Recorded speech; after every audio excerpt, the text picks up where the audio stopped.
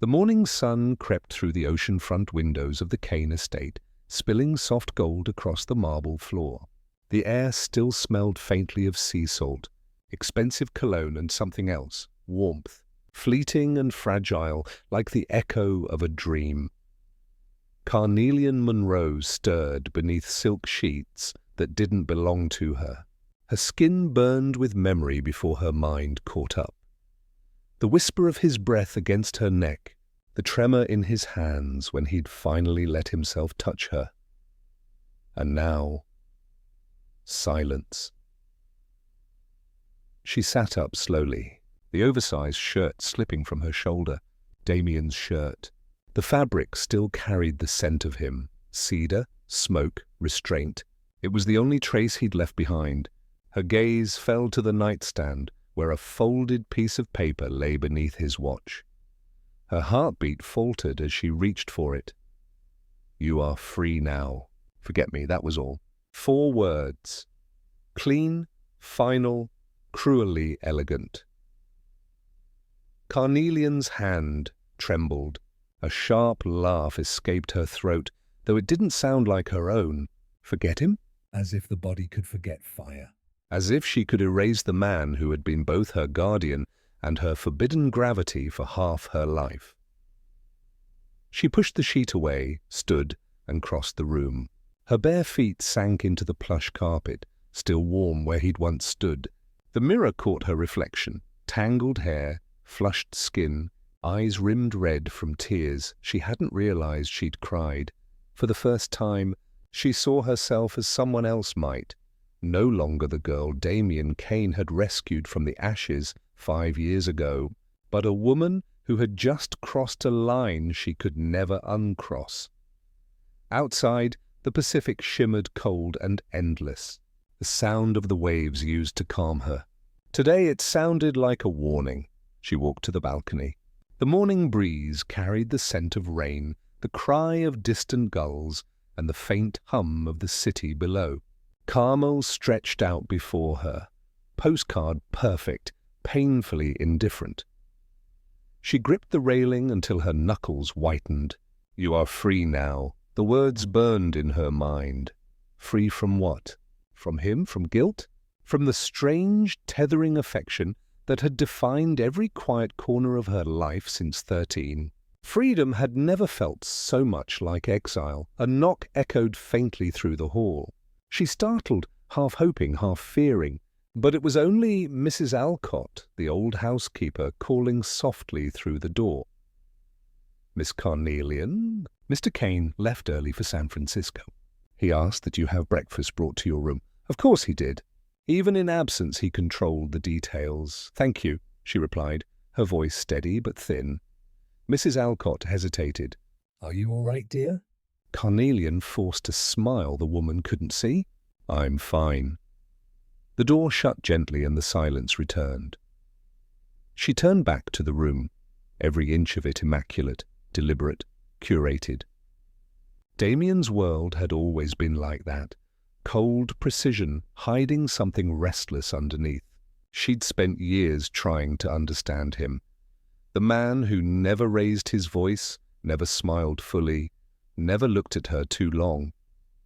Until last night. Now she knew what it was like when he stopped holding back, and that knowledge felt like both a gift and a curse. She walked toward the piano at the corner of the room. Her fingers brushed over the keys, pressing one gently. The note echoed softly, haunting, incomplete.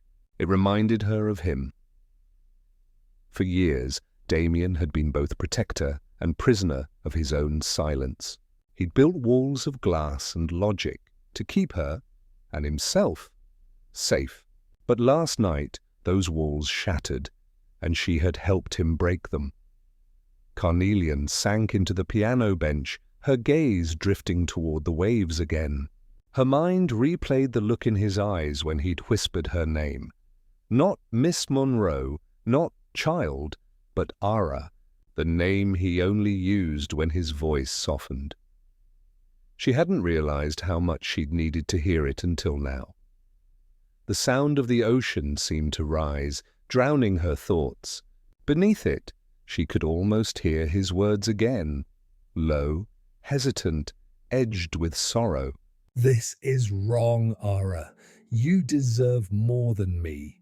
But she had only smiled, trembling, and said the truth she'd buried for years. "You're all I've ever wanted." The moment had burned, fierce and fleeting. And now it was gone. She stood, walked back to the nightstand, and stared at the folded note once more. Then, with slow defiance, she tore it into 4 perfect pieces and let them scatter onto the floor like snow. Forget him? She couldn't, because love, once ignited, didn't fade. It consumed. As the pieces fluttered to the ground, the clock struck 9. Somewhere beyond those glass walls, Damien Kane was likely already in his penthouse office, immaculate in a dark suit, pretending last night never happened, pretending she was still just his ward, a girl to protect, not a woman to remember, but he would remember, so would she, and though she didn't yet know it, that single night, and that single lie of freedom, would set fire to everything they'd ever built. The memory came to her like smoke, thick, suffocating, impossible to escape. Even 5 years later, the scent of burning pine still lingered in her mind. She was 13 the night the fire devoured everything.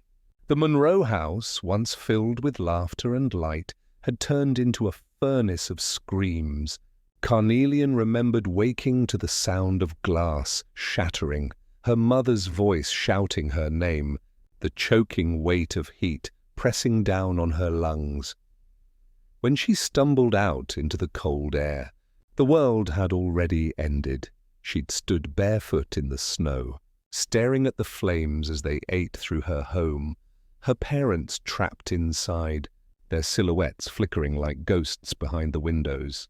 Someone had pulled her back, just as the roof collapsed, and after that there was only noise, sirens shouting, the bitter sting of smoke in her throat. The next morning, she woke up in the hospital, her hair smelling of ash. They told her she was the only survivor. And then he came, Damien Kane, tall, sharp-edged, and disturbingly calm. He was 33 then, already a name in the business world, the silent partner in her father's software company. His arrival drew whispers through the sterile hospital halls. He didn't comfort her. He didn't cry. He simply stood at the edge of her bed, hands clasped behind his back, his expression unreadable. "Carnelian," he said, finally. His voice was low, measured, almost too gentle. "Your parents trusted me. Until you come of age, you'll stay under my guardianship." She blinked at him through swollen eyes. "Why you?" For a moment something flickered in his gaze. Regret, maybe, or guilt. Then it was gone. "Because I owe them," he said simply. "And because you have no one else." It was the first truth she ever heard from him. Or so she thought. Within a week, she was taken from the hospital to the Kane estate, a sprawling glass and stone mansion overlooking the Pacific. From the outside, it looked like paradise, white walls, quiet gardens, and the endless sound of waves crashing below. But to a child who'd lost everything, it was only silence made solid. The staff treated her with distant politeness. Damien rarely spoke. Meals were formal, quiet affairs at a long dining table that could have seated 20.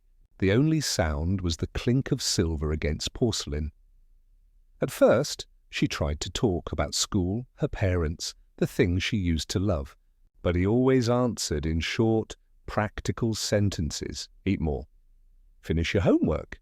Don't wander outside after dark." He wasn't cruel. He was precise. Like everything in his life had to be calculated, controlled, contained. Still he was there. Every morning she saw him leave for work in his tailored suits. Every evening he came home after sunset, his tie loosened, his eyes tired but alert. She'd watch him from the staircase, wondering what kind of man carried so much silence inside. Once, when she asked him about the fire, his jaw tightened. "It's over," he said. "Don't look back." but she couldn't help it. The past was all she had.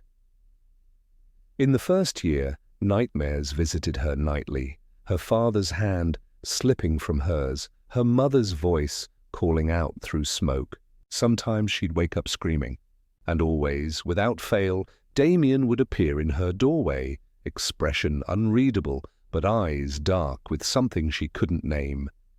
He never said a word. He'd just stand there until she calmed down, then quietly close the door. It wasn't affection. It was something heavier. A kind of guilt that clung to the air around him. By the time she turned 15, the silence had become their language. He was the only constant in her life, a distant figure in crisp suits, pacing through phone calls and contracts, but somehow always within reach. She learned the rhythm of his world, the sound of his car returning at night, the faint piano music that drifted from his office when he thought no one was listening, the way he stood by the window during storms, his hand curled into a fist behind his back. Carnelian grew curious. Who was he when no one was watching? Why did he look at her sometimes, just for a heartbeat, like he was remembering something painful? Once she asked the housekeeper, Mrs. Lyle, about him. The woman hesitated. "Mr. Kane doesn't like people prying, dear." "But your father." He and Mr. Kane were close. Very close. How close? Mrs. Lyle's gaze softened. Close enough that your father trusted him with everything, everything. The word echoed through her for years. When she turned 16, Damien began homeschooling her with private tutors. "Public school will only distract you," he'd said. "You need focus." It wasn't a request. He made her study literature, logic, and philosophy. Subjects that teach you to think clearly, Zadie, as he called them. Sometimes he'd join her lessons, correcting her essays with precise, slanted handwriting, and sometimes she'd catch him watching her. Not inappropriately, but intently, like she was something fragile he couldn't afford to touch. She didn't know when admiration became longing. Maybe it started the day he smiled, truly smiled, for the first time. It was small, almost accidental, when she quoted a line from Dante and he murmured, "Your father used to say that too." That was the first time he said her father's name in years, and it felt like sunlight cracking through stone. From then on, the walls began to shift. Not crumble, but soften. He started letting her play piano in the evenings, listened when she read aloud from her favorite books, even shared small pieces of himself. He told her he'd grown up in London, that his mother died young, and that his father was a man he didn't wish to discuss. She didn't press, but she memorized every word, and deep down, she started to wonder if maybe, just maybe, the fire that had taken her family had ignited something else too. A bond that neither of them could name, yet neither could escape. Time passed differently in the Kane mansion, as if the air itself refused to move too fast. Days blurred into each other, marked only by the sound of the ocean and the faint ticking of the grandfather clock in the hall.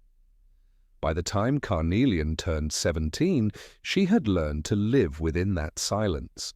Her world had narrowed down to the waves, the books Damien left for her to read, and the rare moments when he would look up from his work long enough to say something that mattered. He had become a quiet constant, her compass, her prison, and, in ways she didn't want to admit, her obsession. Damien was a man built from discipline. Every movement was deliberate, every word measured. He never raised his voice, never lost control. Even when the world outside whispered about him, the ruthless businessman, the cold genius who built an empire from nothing, she knew that wasn't the full truth because she'd seen him differently. She'd seen the crease between his brows when he thought no one noticed, the way his shoulders tensed when someone mentioned the fire, the loneliness that lived in his eyes when he walked through the halls at night. Sometimes she wondered if he blamed himself for saving her. There were moments, rare, fragile, when the walls between them cracked. One rainy afternoon, she was playing the piano in the music room, the same song her mother used to hum while cooking. When she hit the last note, she heard clapping behind her. "You've improved," Damien said, his voice soft but steady. She turned, startled. "You were listening?" He shrugged slightly. "I always listen." For a moment they stood in silence. The rain tapped against the windows, and the air between them felt charged, not with fear, but something else, something unnamed. "Why don't you ever smile, Damien?" she asked. He gave a short laugh, the sound almost foreign. "Because smiling is dangerous." "Dangerous?" His gaze flickered to hers. "People start expecting warmth when they see it. And warmth can burn." She didn't understand then, but she would. Later that evening, she found herself in the library tracing the titles of books he'd arranged. Philosophy, ethics, psychology. The spine of one was worn. On guilt and forgiveness. When he entered, she asked quietly, "Do you ever forgive yourself for anything?" He paused in the doorway. "No one truly does. They just learn to live with the weight." There was something haunting in his honesty, a kind of vulnerability that only made him more unreachable. As months slipped by, she began to change. She was no longer the frightened girl he'd rescued from the ashes. Her hair had grown longer, her posture straighter, her eyes sharper. She was becoming a woman, one shaped by grief, curiosity, and the presence of a man she wasn't supposed to love. And Damien noticed. He tried not to. God, he tried. He kept his distance, buried himself in work, extended his business trips, and avoided dinners when he could. But it didn't matter. She lingered everywhere, her laughter echoing through the halls, her voice reading poetry aloud in the garden, her scent on the piano keys, and he found her asleep in the library, her head resting on an open book. The light from the fireplace brushed her face in gold. He stood there for a long moment, torn between instinct and guilt. He reached out, not to touch her, just to tuck a strand of hair behind her ear, but stopped himself an inch away. His hand trembled. Then he turned and left without a sound. Carnelian woke later, her heart pounding, without knowing why. The air in the house had shifted. Every conversation carried an undercurrent now, something that neither of them dared name. A look held too long, a word spoken too softly, the accidental brush of fingertips when passing a book. At night, she lay awake, replaying each moment until they blurred together into something dangerous and sweet. What was she to him? A responsibility? A ghost from a past he couldn't erase? Or something more? Something he refused to let himself want. One evening she found him in his office, staring at the rain through the glass walls. The light from his desk lamp drew a soft halo around him. He looked exhausted, undone in a way she'd never seen before. Without thinking, she asked, "Do you ever wish things were different?" He turned to her, his jaw tense. "Different how? That we weren't who we are?" "That I wasn't—" She hesitated, unable to say the word. "Your ward." His expression softened for just a second. Then quietly, "Every day." Her breath caught. She should have left. She should have looked away. But she didn't. Damien. Her voice broke on his name. He stood then, crossing the distance between them, but stopped halfway, as if there was an invisible line drawn on the floor, one he couldn't cross without losing himself. "Go to bed." "Carnelian," he said finally, his voice low, strained. "Please." She nodded, but her eyes burned with unshed tears. That night, she dreamed of the fire again. Only this time, he was the one trapped inside, and no matter how hard she tried, she couldn't reach him. In the morning, when she went downstairs, he was gone. His office empty, his car missing from the driveway. He'd left for another business trip, but on his desk she found a note. It wasn't signed, but she recognized his handwriting. Some fires never die. They just learn to burn quietly. She folded it, placed it in her pocket, and whispered to herself, "Then maybe I'll be the one to put it out." The ocean roared outside the windows of the Kane estate, a deep, endless sound that matched the storm within her. It was her 18th birthday. The day freedom was supposed to mean something, yet the mansion felt emptier than ever. No laughter, no candles, no celebration. Just rain tapping against the glass and a silence that stretched too long. She sat on the edge of her bed, the silk dress he'd gifted her still folded neatly in its box. He hadn't come home yet. He'd promised he would. As the clock neared midnight, she realized he wouldn't. The disappointment burned, not because she wanted the party, but because she wanted him. The man who had saved her life. The man who taught her discipline, strength, and restraint. The man she wasn't supposed to love. Carnelian stood, her reflection staring back at her from the mirror. Her hair cascaded over her shoulders, eyes glinting in the dim light. Eyes too old for 18. She didn't look like a child anymore. She poured herself a small glass of wine, the same bottle he always drank when working late. The first sip burned. The second one didn't. By the third, she felt a strange kind of courage. When she finally heard the sound of the front door closing downstairs, her heart stopped. He was home, barefoot. She walked down the long marble corridor, each step echoing against the walls. The air smelled faintly of rain and cologne. His cologne.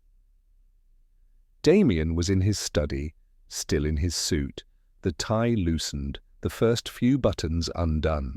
He looked tired. The kind of tired that came from years of pretending not to feel. When he saw her standing at the doorway, something flickered in his eyes. "Carnelian," he said quietly, voice rough. "It's late." "I waited," she murmured. "You said you'd come back before midnight." He exhaled, setting his glass aside. "Work ran over." "I didn't think that I'd care." Her tone was sharp, trembling, his jaw tightened. "That you'd still be awake." Silence. "Only the rain." She took a step closer. "Do you even know what today is?" He hesitated, then nodded once. "Your birthday." She smiled, a small, broken curve of her lips. 18. "I'm not a child anymore." Something in his gaze changed. It darkened, deepened, not with desire, not yet, but with something far more dangerous, realization. "Go to bed, Ara." His voice was strained. "You've had a long day." "I can't sleep." She came closer. The dim light caught the sheen on her shoulders, the faint tremor of her breath. "Why not?" he asked, even though he already knew. "Because you're still pretending," she whispered. He froze. She moved closer until she could smell the faint scent of whiskey on his breath. Her hand brushed the edge of his desk. "You act like you don't feel anything, Damien, but you do." "I see it every time you look at me." "Stop," he said, his voice low, warning. "Why?" she asked, her eyes searching his. "Because it's wrong?" He turned away, raking a hand through his hair. "You don't understand what you're doing." "I understand perfectly," she said, her voice trembling but defiant. "You've spent 5 years keeping me at arm's length, protecting me from the world, and from you. But I'm not that little girl anymore." He looked at her then, really looked, and for the first time she saw fear in his eyes. She reached out, her fingertips brushing the edge of his sleeve. "I'm not asking you to love me, Damien. I just want you to stop pretending you don't." That broke him, in one motion. He caught her wrist, not roughly, but firmly, as if holding on would stop the world from spinning. "You don't know what you're asking for," he said, his voice hoarse. "I do." Their eyes met, the distance between them collapsing under years of silence and restraint. When he spoke again, his words came out like a confession. "You're the only thing I ever tried to protect. From me, from everything I am, she leaned closer. And stop trying. And before he could think, before reason could stop him, she kissed him. It was soft, tentative, but electric. The taste of rain and wine lingered between them. For a heartbeat he didn't move. Then he did. His hand came up to her face, trembling, tracing the line of her jaw. He should have pushed her away. Instead, he pulled her closer. The kiss deepened. Not desperate, but inevitable. Every emotion they'd buried, grief, guilt, longing, rose and intertwined. When they finally broke apart, both were breathing hard. "This can't happen," he whispered, but it already did. Her words hung in the air like a verdict. He turned away, eyes closed. "You'll regret this," she stepped forward, her voice breaking. "No, Damien. I'll regret not knowing what it feels like to be real with you, even for one night." And that was all it took. The rest unfolded like a secret the universe had been waiting to tell. Outside, the storm grew louder, waves crashing against the shore, thunder echoing in the distance. Inside, the air was thick with the weight of choice and consequence. When morning came, sunlight spilled through the curtains, cold and unforgiving.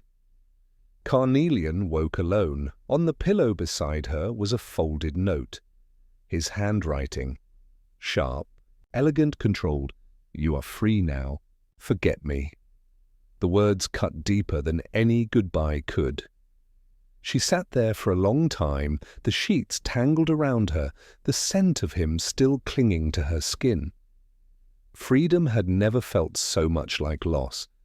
The sunlight over Carmel Bay was pale and distant, the kind that never quite warmed anything.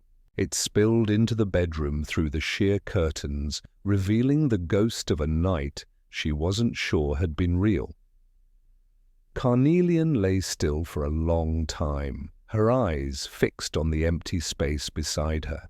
The pillow was cold now, the sheet creased, evidence of his absence. It wasn't a dream. She could still feel the heat of his hands, the tremor in his voice when he said her name. The moment the line between wrong and right blurred beyond recognition, and yet he was gone. On the mahogany nightstand sat a folded note, perfectly aligned, written in the same precise handwriting she'd seen on business contracts. On letters to his board, "You are free now. Forget me," she read it once. Then again, the words burned deeper with every repetition. Free.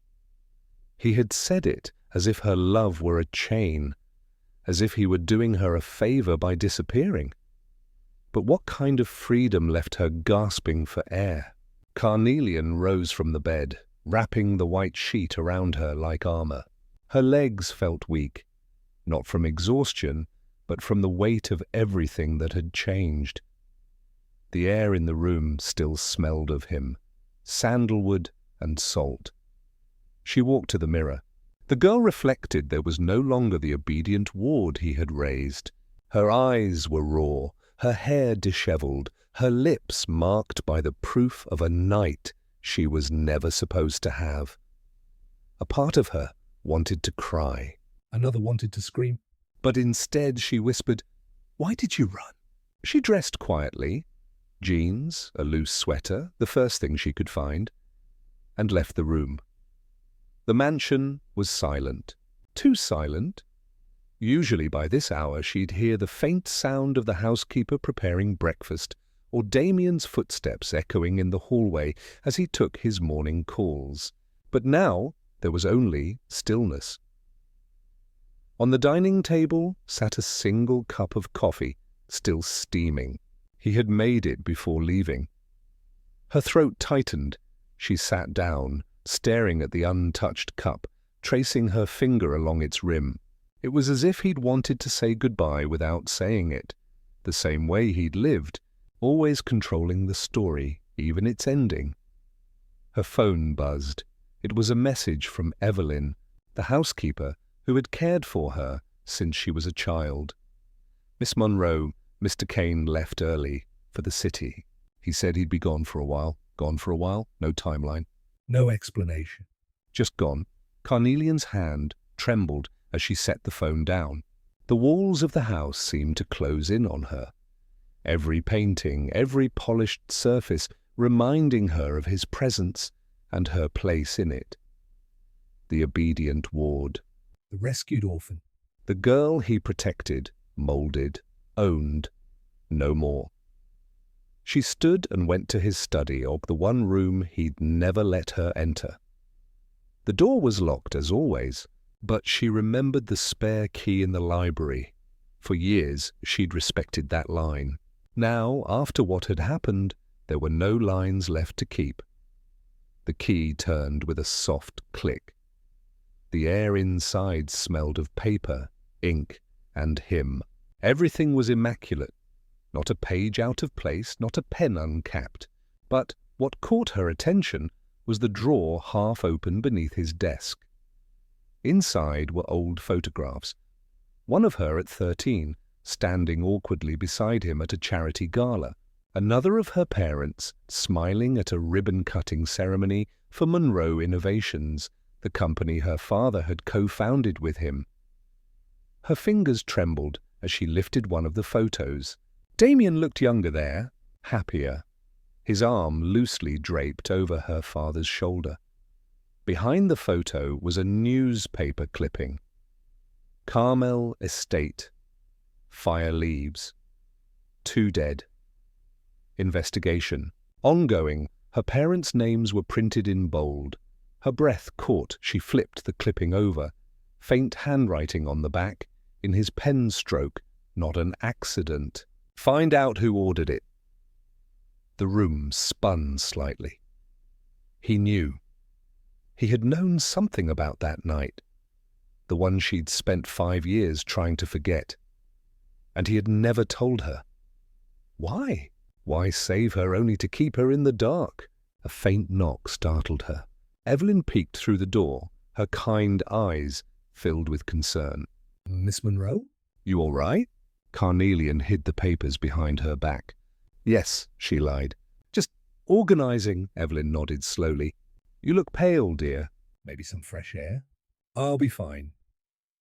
When the woman left, Carnelian locked the door again and leaned against it. Her pulse racing. The truth was somewhere in these walls. In his silence. In his guilt. In the way he couldn't meet her eyes the night before. Maybe he'd kept her close not out of love, but out of fear. Fear that she'd find out what really happened. The thought made her chest ache. She gathered the files, placed them back exactly as they were, and left the study. But as she walked down the hall, one sentence kept echoing in her mind. His note, but rewritten in her voice. You are free now. Forget me. No, she thought bitterly. I'll remember everything. The house by the cliffs had always been quiet, but tonight the silence carried weight. A silence that listened. Carnelian stood at the base of the staircase, the dim golden lights reflecting off the marble floors. Damien had been gone for weeks now, and yet his shadows seemed to linger in every corridor, every locked door, her gaze fixed on the library, a grand, double-doored chamber lined with dark oak shelves and glass cases. He had forbidden her from entering it since the day he brought her home. Some memories are better left untouched, he once told her. But now, memories were all she had left. The key she'd taken from his desk felt cold in her palm as she turned it. The lock clicked softly, like a sigh that had waited too long. The scent of old books and cedar washed over her. Inside, dust floated through beams of light like ghosts suspended in air. She moved carefully, fingers brushing along spines of books in Latin and French, Philosophiae Naturalis, Vita et Veritas. He had always surrounded himself with knowledge, but she suspected what he was hiding wasn't wisdom. It was guilt. At the far end of the room was a locked cabinet with brass handles. Its keyhole was the same design as the one she'd seen in his study. She knelt, tried the smaller key. It fit. Inside were neatly stacked folders, marked with familiar handwriting. Project Orpheus, Monroe Partnership, Kane Industries, Incident Report, Confidential Fire Recovery. Her stomach twisted. She pulled one folder out. The first page was a fire marshal's report, an old brown document describing the night that changed everything. Electrical malfunction, it read. No signs of foul play, but stapled beneath was a private memo, internal correspondence between Charles Kane and Damien Kane. She recognized the signature. Damien's, dated 2 days before the fire, Father. Monroe is threatening to withdraw from the partnership. He discovered the falsified accounts. I'm handling it. Please do nothing drastic. And another from Charles Kane, written in hurried ink.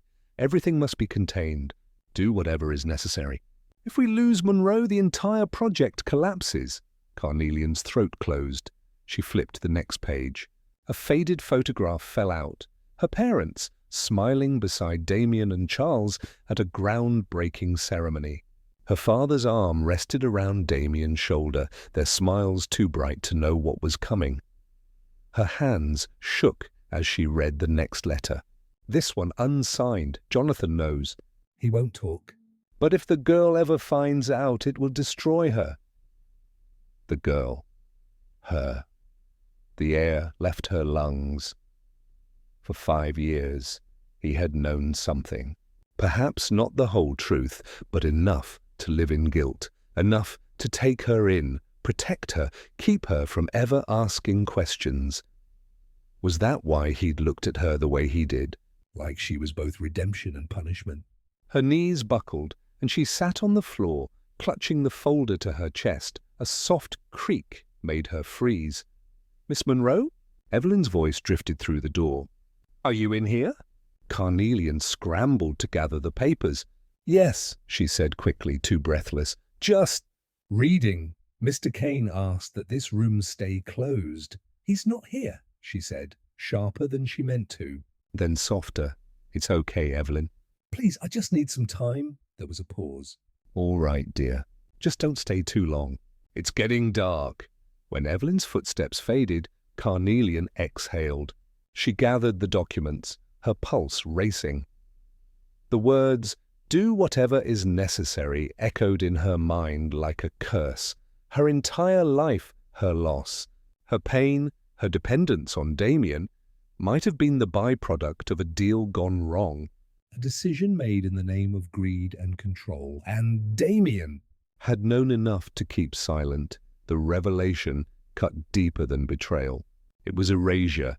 Every memory she had of him, his tenderness, his restraint, his silence, reshaped itself into a lie. But there was something else underneath the anger. Sorrow. Heavy and cold. 'Cause even now, even knowing this, she couldn't hate him completely. That realization terrified her most of all. She stood, clutching one photo, the 4 of them smiling, unaware of the inferno that would one day consume everything. Her thumb brushed Damien's younger face. You kept me safe, she whispered, voice trembling. But from what or from who? The ocean wind rattled the windows as if answering. Carnelian turned off the lights and locked the room behind her, but the darkness inside followed. That night, as she lay awake in her bed, she knew sleep wouldn't come. There was only one thought echoing in her head, a truth too heavy to ignore now. If love is born from guilt, does it ever stop burning? Rain had begun to fall by the time Damien returned. The wind carried the scent of the ocean and storm, slamming the glass doors open as he stepped inside, coat dripping, jaw tense. He froze when he saw her standing in the foyer, pale, trembling, and holding a folder pressed to her chest. Where were you? Her voice was barely steady. He blinked, confused by her tone. A meeting. You shouldn't be up this late. Don't, She cut him off. Don't talk to me like I'm still that girl you could tell what to do. The silence that followed was sharp. He looked at her, really looked, and for the first time in years, she wasn't the quiet, obedient ward he'd raised. There was fire in her now, and it terrified him. She lifted the folder and threw it onto the table between them. The pages spilled out like confessions. What is this, Damien? Her voice cracked. Tell me this isn't real. He saw the documents, the memos, the letters, the photos, and all the color drained from his face. He didn't reach for them. Didn't deny them. Instead, he whispered, "Where did you find that?" "The library," she said, her breath trembling. "The room you told me never to enter. You lied to me for years." "You said that night was an accident. No," she shouted, the word cutting through the rain. "It wasn't." "Your father wanted to silence mine. You knew something, Damien. Maybe not everything, but enough to keep me in the dark. You brought me here, raised me, controlled me. Why?" He finally looked up, eyes dark, weary. "To protect you. Protect me?" She laughed bitterly. "From what? The truth? From you?" He flinched, as if she had struck him. "Your father destroyed my family," she continued, voice shaking but relentless. "And you let me love you." He took a step forward, rain still dripping from his hair. "You don't understand." "And make me understand," she cried. "Tell me why, Damien. Tell me why you let me live under your roof, call you my guardian, and, God, why you let that night happen if all of it was built on lies." The question hung between them, a wound neither could close. He drew in a slow, ragged breath. "Because I couldn't stop loving you," she froze. "I tried," he continued, his voice hoarse. "For years I tried to keep you safe, to keep a distance. But every day I looked at you and saw what my father took from you, your childhood, your peace, and it killed me. I thought if I gave you everything, maybe it would make up for what he did." Tears blurred her vision. "You don't make up for a crime by loving its victim." "I know," he whispered, "but I didn't know how else to live with it." Lightning flashed across the room, casting his face in stark relief. Haunted, broken, human. "I didn't start that fire," he said, almost pleading. "But I knew. I found out months after it happened. I confronted him, my father. He told me to stay silent, that it would destroy the company, the family. So I did. Until the night I saw you again in that hospital bed, shaking and alone, and I couldn't walk away. I took you in because I couldn't bear to lose you too." Her voice was barely a whisper. "You took me in because you were guilty." He closed his eyes. Yes. The admission tore through her. Her knees weakened, and she gripped the edge of the table. "And all these years, every word, every look was real," he said quickly, stepping closer. "Our carnelian, everything between us was real. You think I planned this? You think I wanted to fall in love with the daughter of the man my father wronged? You think I wanted to watch you look at me like I was your savior when all I ever was your jailer?" Her tears finally fell, silent and heavy. "Then why didn't you tell me sooner?" she whispered. "Because once I did," he said, voice breaking, "you'd never look at me the same way again." The storm outside raged, thunder rolling across the ocean. She took a step back, shaking her head. "You're right. I don't." The look that passed between them was unbearable, love and ruin intertwined. He didn't stop her when she turned toward the stairs. But when she reached the landing, his voice stopped her. "I never asked for your forgiveness," he said softly. "But I need you to know I would have burned everything I had to undo what he did." She didn't turn around. Her fingers gripped the railing until her knuckles went white. "I don't want you to burn for him," she whispered. "I just wanted you to tell the truth." And then she was gone, her footsteps echoing down the hallway until the only sound left was the storm and the hollow beating of his heart. Downstairs, Damien stood alone beside the open folder, the rain soaking through the edges of the paper. One photo caught his eye, the four of them before the fire. He reached out, tracing her father's face, then hers. "I'm sorry," he said to no one. Outside, the wind howled against the cliffs, carrying away the sound of his apology into the dark sea below.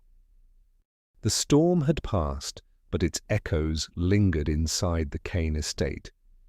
For 2 days, silence stretched between them like an ocean. Damien barely left his study. Carnelian, pale and sleepless, stayed in her room with the folder. The truth she could no longer bury. By the 3rd morning, she packed her bag when Damien found her in the foyer, her coat already on, her hands trembling slightly. He knew before she said a word. "You're leaving," he murmured. She looked at him with eyes rimmed red, but steady. "You knew this would happen." He nodded once. "Where will you go?" "To the truth," she said simply. "I'm going to the press, to the authorities, to whoever will listen." The air froze between them. His voice dropped, quiet but dangerous. "If you do this, you'll destroy everything. My company, my name, your company was built on my parents' ashes," she interrupted. "Should have been destroyed years ago." He winced, every word cutting into him. "I'm not doing this to hurt you, Damien," she said softly.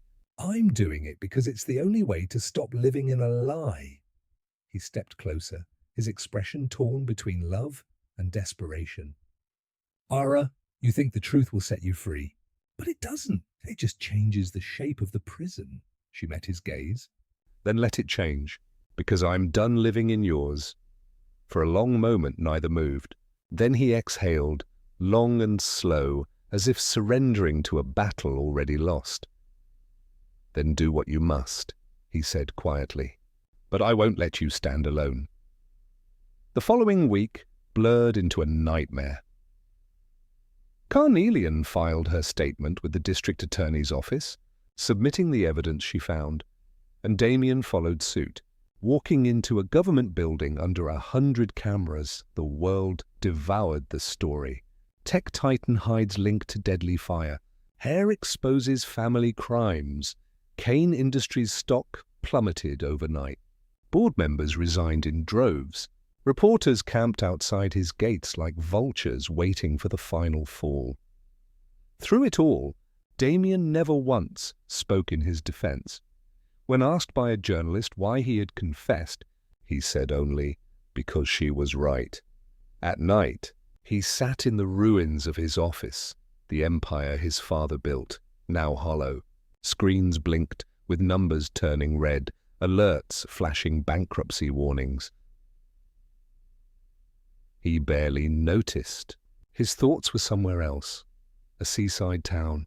A girl in a paint-stained sweater who'd once laughed over breakfast. Before everything burned again, a knock came at the door. "Mr. Kane," his assistant's voice cracked. "The Department of Justice has called. They want your statement tomorrow." He nodded absently. "Tell them I'll be there." When the man left, Damien looked around the room. On the shelf sat the old family photo again, his father, his mother, and himself, smiling in front of the mansion before the fire that destroyed another family's life. He took the frame down, studied it for a moment, then smashed it against the edge of the desk, glass scattered. The photo fell to the ground. Meanwhile, Carnelian faced her own storm. The media wanted her story. The papers called her the orphan who exposed the empire. People treated her like a hero, but inside, she felt hollow. Every word she spoke in interviews felt like salt in a wound she wasn't sure she wanted to close. One evening, she watched the news. Damien Kane leaving his building surrounded by reporters, refusing to answer questions. The headline read, "Kane admits concealment of corporate arson, faces federal investigation." She whispered to herself, "You did the right thing," but her voice trembled, because somewhere beneath the relief was grief. Not for the empire, but for the man who had finally done the right thing, even if it destroyed him. Days passed. Then weeks, the Kane estate was seized. Assets frozen. Employees scattered. Damien was called to testify in court, offering full cooperation. His lawyers told him he could save himself if he blamed his father completely, but he refused. "I'm not my father," he said. But I carried his silence. That's enough. The sentence shocked the press. Damien Kane, 2 years probation, full forfeiture of corporate holdings. He lost everything except his name, and even that was now synonymous with disgrace. Carnelian watched from the back of the courtroom.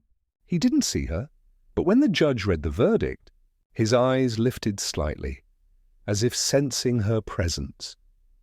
Their gazes met for a single second. It was enough. That night, she went back to the cliffside mansion one last time. The house was empty, stripped of its luxury. Only echoes remained. In Jonathan's old study, she found the piano he used to play, untouched for years. She sat down, brushed the dust from the keys, and began to play. The melody was one her mother used to hum, gentle, melancholic. Behind her, footsteps approached.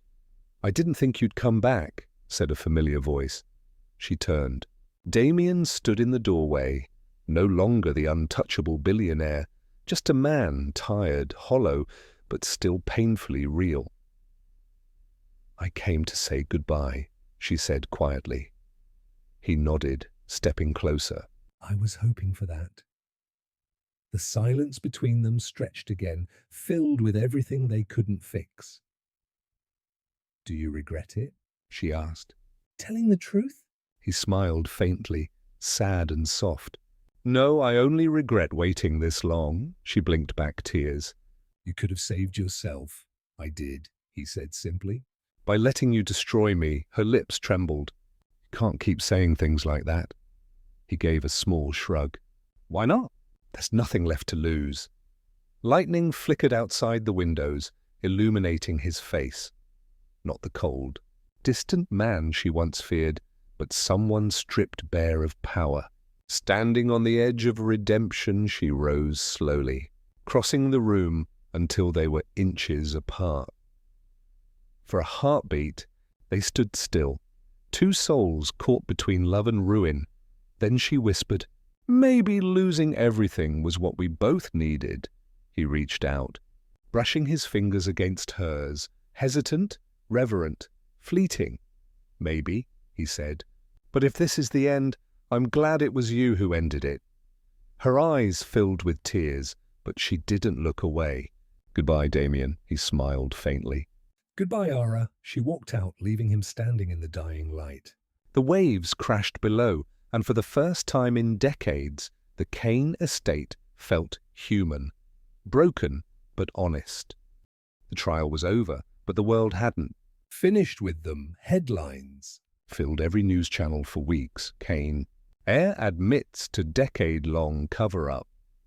From billionaire to broken man, Damien Kane's fall from grace.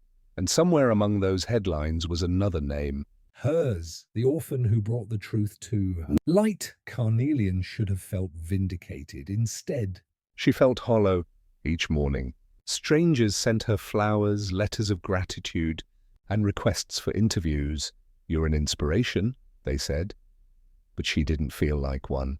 She was just a girl who'd set fire to everything, and was now standing alone in the ashes. The coastal mansion had been sold off by the state. The fortune dismantled, the servants gone.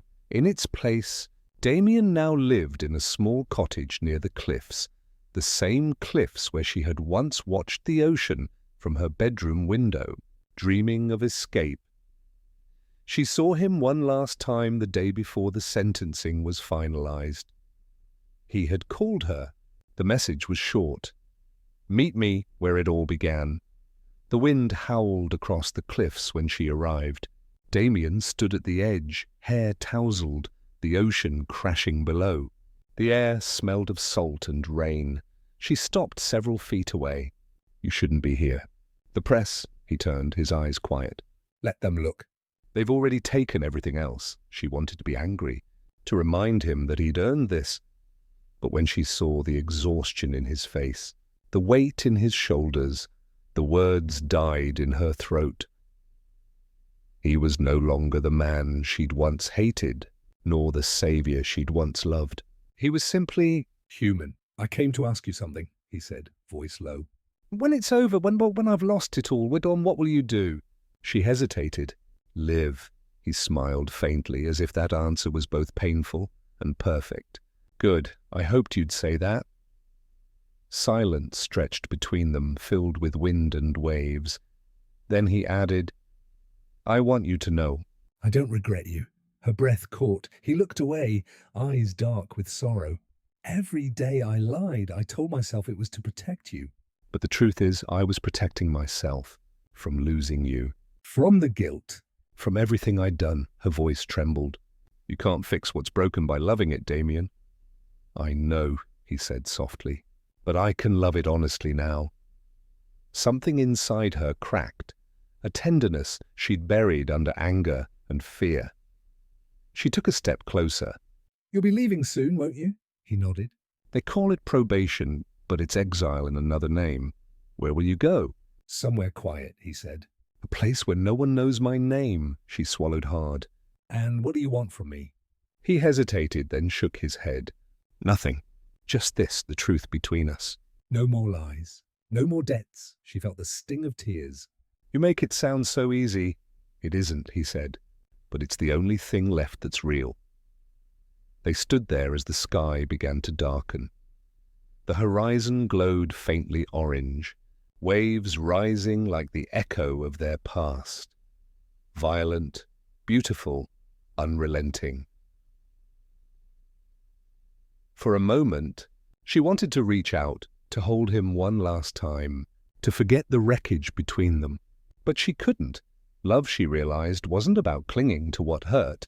It was about letting go with grace. I wish we'd met differently, she whispered. He looked at her, eyes glassy with unshed tears. Maybe then I wouldn't have fallen so completely. A tear slipped down her cheek. Goodbye, Damien. He took a small step forward, then stopped. A hesitation that carried the weight of everything they'd been. Goodbye, Ara.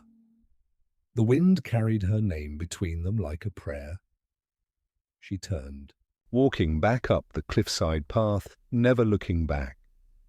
Days later, the news reported Damien Kane's official resignation from all corporate titles. He had forfeited everything to the victims' trust fund, including the mansion, the company, and what remained of his inheritance. He vanished from the public eye soon after. Rumors said he'd left for the coast of Oregon, working quietly for a marine conservation project under another name. Carnelian didn't chase after him. She'd made her choice, to rebuild her life on her own terms. But sometimes, late at night, she would hear the sound of the sea and wonder if he could hear it too. Months passed. The world moved on, forgetting the scandal that had once consumed it. One afternoon, she sat by her window, sketching the horizon, the same view she'd seen from the Kane estate years ago. Only now she saw it differently. It wasn't a symbol of captivity anymore, but of freedom. A soft knock echoed at her door. The mailman handed her an envelope, unmarked, save for her name in neat handwriting. Inside was a small photograph. It was a beach. Grey waves, a weathered pier, and a man standing alone at the edge of the water. No words, no address, just a single note on the back. Still listening, she smiled through her tears. Love didn't always end in reunion, she thought sometimes. It ended in understanding, and that too was enough. The sea was different here, softer, quieter, as if it knew how to keep secrets. Months had passed since the trial, since the last time Carnelian saw Damien standing on the cliffs, wind tearing at his coat. The chaos had faded, like a storm finally spent. Newspapers had found new scandals, new faces to dissect. The name Kane no longer filled every headline, and for the first time in her life, she didn't belong to a tragedy. The small coastal cottage had belonged to her grandfather, a painter who'd lived and died before she was born. It was modest, with chipped white walls, salt-streaked windows, and a garden that smelled of lavender and seaweed. Every morning she opened the shutters and let the sunlight spill in. The air smelled of paint and coffee.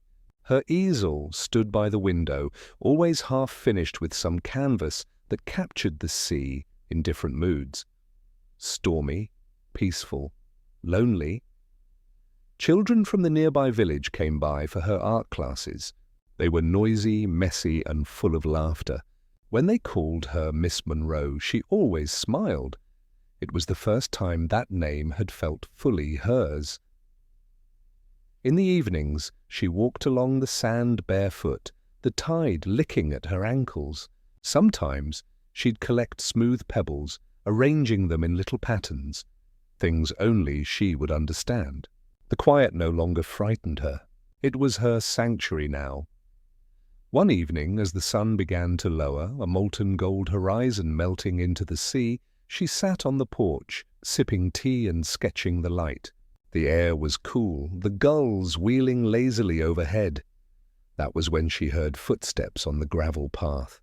Slow, hesitant, familiar. Her hand froze mid-line. She looked up, and there he was, Damien Kane, standing at the gate, but not the man she remembered. He was thinner, the sharpness of wealth and pride washed away. His clothes were simple, a faded grey sweater, jeans, a jacket too light for the weather. His hair had grown longer, brushed back in careless waves. The air around him was no longer charged with power, just quiet, fragile humanity.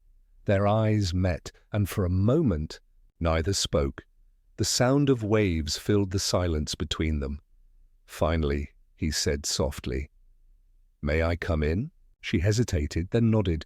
"You always did what you wanted anyway." He gave a small, self-deprecating smile. "Not anymore." Inside, he looked around. At the canvases leaning against the walls, the jars of paintbrushes, the life she'd built. "This suits you," he said quietly. "The light, the sea, it's peaceful," she replied, setting her sketchbook down. "No noise." "No lies," he nodded slowly. "That's what you wanted, isn't it?" "Peace." She studied him carefully. "Why are you here, Damien?" He took a breath, his voice low and even. "I'm not here to ask for forgiveness," he said. "I know that's not mine to ask for." "Then what do you want?" He met her eyes. No arrogance, no defense, only sincerity. "I just wanted to make sure you're living the life you used to talk about, the one you deserved." Something in her chest tightened. She thought of that night months ago, the wind on the cliffs, when he'd asked what she would do after it all. "Live," she'd said, and she had. "I am," she said softly. "More than I ever thought I could," he smiled faintly. "Good. That's all I needed to know." He turned to leave, and for a moment she almost let him go. But then, "Damien." He stopped, looking back. She took a step forward. "Are you happy?" His answer came after a pause. "I'm learning how to be." "I think that counts." She gave a small smile, bittersweet but true. "That does." The wind carried the faint smell of salt and paint between them. He looked around once more, as if memorizing every detail, her cottage, the sound of her laughter from earlier, the life that no longer needed him. Then he said quietly, "You once said love shouldn't be a cage." I didn't understand it then. I do now. She felt tears prick at her eyes, but didn't look away. "Maybe someday we'll both be free enough to love again. In the right way." "Maybe," he whispered. They stood there for another moment, two people who had been fire and ruin, now learning what it meant to be gentle. Then he nodded once. Not a goodbye, but an acknowledgement. When he walked down the path and disappeared behind the dunes, the air felt strangely lighter. Carnelian stayed on the porch until the sun sank completely, the sky turning indigo. She closed her sketchbook, took a deep breath, and smiled. This was her life now. Not borrowed, not built from ashes, but chosen. And somewhere out there, she hoped he had found the same peace. The sun was sinking low over the lake, laying a golden shimmer across the rippling surface. Carnelian sat on the worn wooden bench near the edge, a sketchbook on her lap, pencil resting idle between her fingers. The light danced across the water, soft and forgiving, the kind of light that made everything, even the past, seem gentler. Footsteps approached from behind. Slow. Familiar. She didn't turn around right away. Somehow, she already knew. When Damien sat beside her, neither spoke. The world had quieted down to the hush of waves against the shore, the song of birds returning home, the distant whisper of wind threading through pine. For a long while, they just watched the light fade together. "It's beautiful here," he said finally, his voice low and rough like he hadn't used it in days. "It always is," she replied, "especially when the world stops trying to fix you." A faint smile tugged at his lips. "You sound at peace." "I am," she said. "Or learning to be," he nodded, eyes fixed on the horizon. His reflection wavered on the surface of the water. Older, quieter, no longer the untouchable man of power. After a pause, he said softly, "Love doesn't always mean holding on." She turned to him. The golden light brushed against his face, catching the faint lines at the corners of his eyes. Not from age, but from all the things he had carried. "I know," she whispered, "but I'm not afraid anymore." Their eyes met, steady, unguarded. No declarations, no apologies. Just truth. The silence between them felt full, not empty.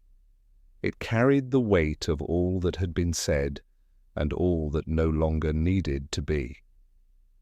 He picked up a small pebble and tossed it into the water. Ripples spread outward, widening and softening until the surface calmed again. "That's us, isn't it?" he murmured. "The ripples. They fade, but the water, it's still the same," she smiled faintly. "Except now it's clearer." He looked at her then, really looked. The woman beside him was no longer the frightened girl in the shadow of his guilt.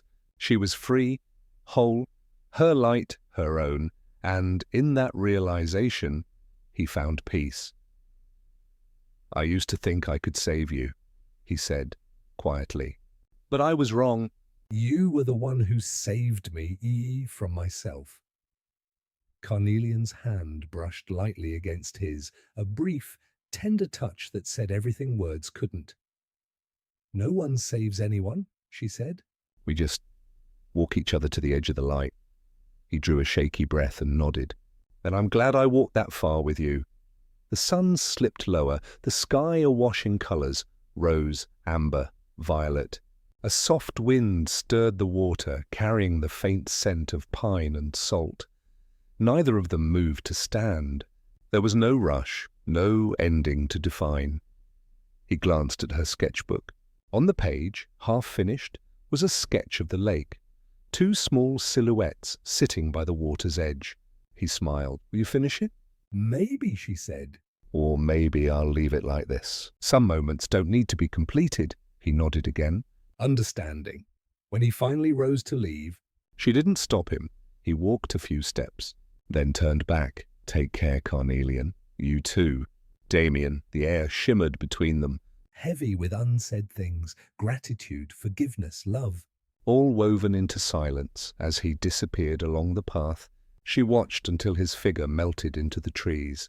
Then she looked back at the lake, at the golden line where the sun met the water. For the first time in years, she didn't feel torn between past and future, just whole. She picked up her pencil and drew one last line on the page, the horizon, and under her breath, She whispered, "Some stories don't end. They just find the light." The lake reflected the last of the sunset, rippling softly, like the quiet heartbeat of a world that had finally forgiven itself.